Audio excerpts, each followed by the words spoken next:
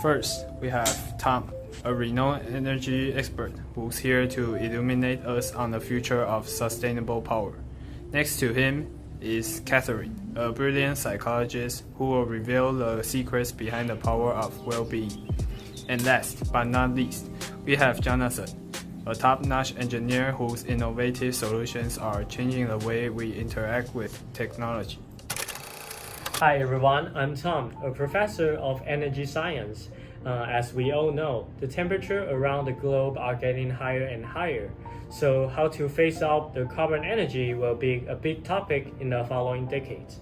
People around the world are trying to improve the efficiency of renewable energy like hydropower and wind power. Our team is working on a new project right now. As you can see in the picture, this is a normal solar array, and this is the solar panels that we are working at. We use different coating materials that can improve the efficiency to almost 80%. This revolutionary technology may help us to cut down the use of carbon energy. So why don't we use other sources like nuclear energy? I think nuclear energy is unreliable because of its vulnerability. Its system could be disrupted by earthquake or tsunami easily. And a nuclear meltdown will also release radioactive gases and damage the environment. And how about other renewable energy like wind energy?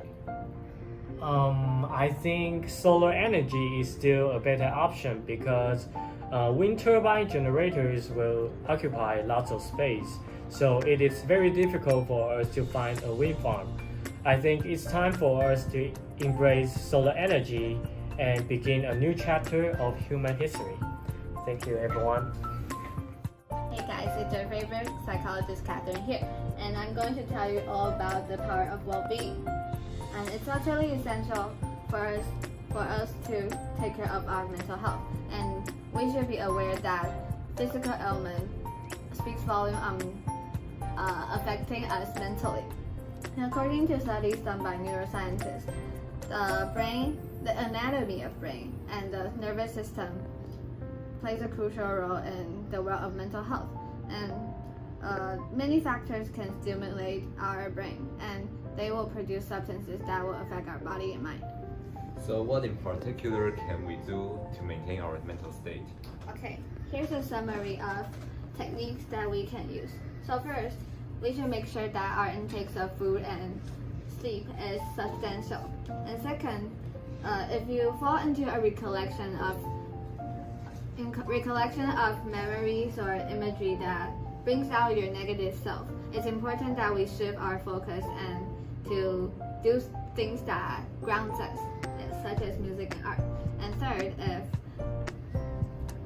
we should develop commitment and make strides in things that we are good at or things that we like to do, and it boosts our confidence and perseverance. And last, we can also keep a journal and record yourself, and that can help us organize everything on our mind. Oh, nice tips. I got a question. What can we do when it's too much to bear as an individual? I think we should make good use of our social network when we need to talk to somebody. But when we don't want to talk to somebody, it's also important that we should just stay away from our colleagues and friends. We keep your apologies to the minimum. The last thing that you can do is to substitute your well-being. And if you really think that your mental health is deteriorating, you can seek medical professional help. The accessibility of counseling and medical resources are improving significantly. So, hi, my name is Jonathan, a material engineer, and my job is to understand the elasticity, ductility, and strength and resistivity to know whether it's conductive or not of each kind of materials. And the materials can be non-metal, metal, or metalloid. I have heard that many people are talking about nanomaterials. Can you talk more about that? Of course. Actually, nanomaterials is what I've been studying recently. and its applications are things that many futurists are discussing.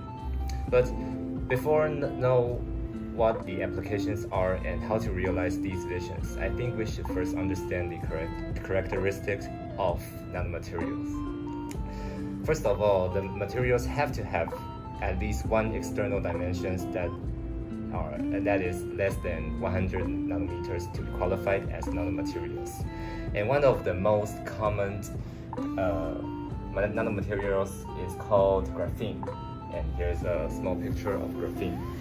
And it's a single layer made of carbon atoms that are arranged in hexagonal lattice, resembling in honeycomb pattern. And it has a tensile strength that is 100 times more than that of steel. Okay, so the other nanomaterials that I'm studying is called nanocrystalline metal. Oh, I forgot to write metal. Okay, so if we decrease its grain size, its strength will increase. For example, if we decrease its grain diameter from 10 millimeters to 10 micrometers, then its strength will get 31 times stronger. And these two examples highlight how strong nanomaterials are. So if we use them on vehicles, I think the traffic accidents and injuries will plummet. And there are also other nanomaterials like nanofibers, which we can use on wearable devices, or nanoparticles that can kill viruses by emitting electrons. And there are still many nanomaterials that are undiscovered, and their possibilities and applications are infinite. So if we manage to create or recreate them by restructuring particles with larger bulk, I think the more convenient life for human is in the pipeline. So I'm Sean's assistant, and apparently he forgot to make an ending. So much later that the old narrator got tired of waiting and they had to hire a new one. So thank you for watching the whole video, and if you like it, don't forget to comment below, and if you don't, I don't really care. And I'll see you guys at the next video.